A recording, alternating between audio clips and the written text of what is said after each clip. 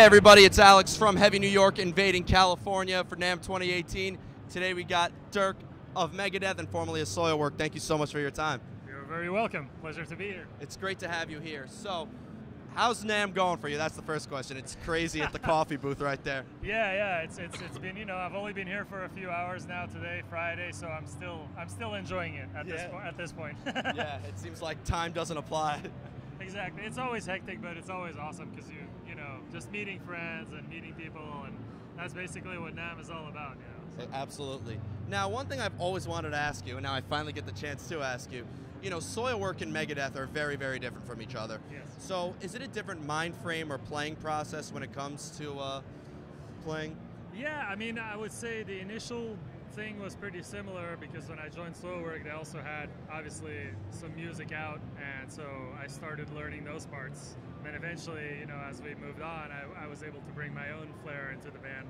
Now with Megadeth, I'm kind of at that point where, you know, we're playing stuff that was already out, that was written in some cases many, many years ago. So obviously, you know, I'm filling that role of like respecting that material to the best of my abilities. Of course. So in that way, it's a little bit different. Where with Soilwork, I was already, you know, a huge part of the creative process, especially in the latter, you know, 5-6 years or whatever. Of course. Now, Megadeth does plan on writing something after now that Dystopia is 2 years old. Yes. So, are you gonna like, kind of here?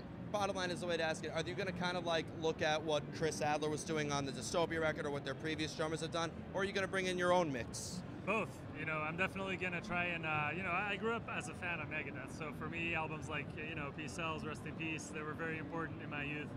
And so I'm going to naturally, I think, have those flavors of what those drummers brought in my playing, as well as, of course, you know, having now played mostly all of the songs of Dystopia live for the past 2 years. That's definitely going to be there as well, you know. So yeah. I think both Chris and all the other guys are going to be kind of watching me when I'm when I'm recording, you know. Yeah, they'll be keeping a close eye on you. Exactly, yeah. Yeah. Now, coming from Sweden, you know, obviously the home of Soilwork, but let's be real. Meshuggah, Arch Enemy, Dark Tranquility, In Flames, so on and so forth. I think I already know the answer for it, but bottom line is because Sweden is such a metal capital, is it kind of easier to start a band there and get involved in music? I mean, I would say so. I think there's an instant credibility that kind of happens for, you know, bands coming from those places. People just kind of expect them to have a certain level of quality, and which they often do have. So, you know, there's a reason why, I guess. Yeah. I mean, you know, one thing I was always interested with Sweden is, you know, obviously people think of At the Gates or The Haunted and Soilwork, but like, you know, it's very diverse with bands like Avatar or Blindside or Meshuggah. So it seems like it's a very diverse metal scene as well, right? It's very diverse, and I think a lot of it has to do with the fact that, you know, I mean, you look at going back to bands like ABBA and stuff, you know, there's always been a strong melodic quality that's been present in Swedish music, and I think, you know, people translate that in different ways. Like the Soilwork guys, we listened to so many different things, you know, it was really all across the board, and I think you can find a little bit of all those influences in the music, so. Of course. And, you know, ABBA could get pretty metal, too, sometimes, right? Yeah, every now and then. Yeah, you know, we'll rewrite Dancing Queen to Moshing Queen. Exactly, there you go. Yeah. That's a good plan. So, we'll make this a short one. I can't thank you enough so much for your time. You're welcome. One question I wanted to ask quickly is, because we talk about gear, and needless to say, there's a lot of gear here.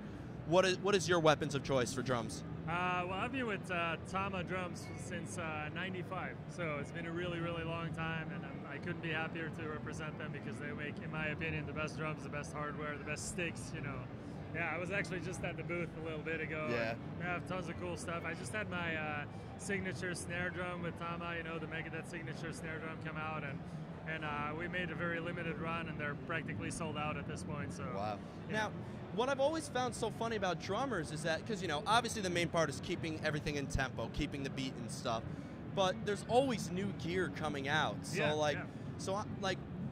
it's just funny to think how, you know, I don't want to say that it's simple, because it's not, but keeping the beat and stuff, it seems to have so many different pieces of hardware. Yeah, you know, I mean, it's, you know, being a drummer is an expensive choice when you're a kid, and a lot of times I end up playing with broken cymbals and half-broken sticks and, you know, really shitty sounding drums because you haven't been able to change the drum heads for like a year, but, you know, it pays off to persevere with that stuff, and I think cool thing with Tama, for example, is that they're constantly innovating things, and they really implicate the artist in that. So I do a lot of, since Tama, I live here, and in LA, and Tama offices are really near to my house, so a lot of times I'll go there and try out stuff they're working on, and they'll take notes, and they fly in drummers, and people will try stuff, and so they really try to make, not just like, oh, here's a new pedal with a different color, but it'll really be something that has a lot of research and innovation into it. So. Of course. Yeah. Well, again, Dirk, thank you so much for Alex. your time. My pleasure. Everybody, Dirk from Megadeth.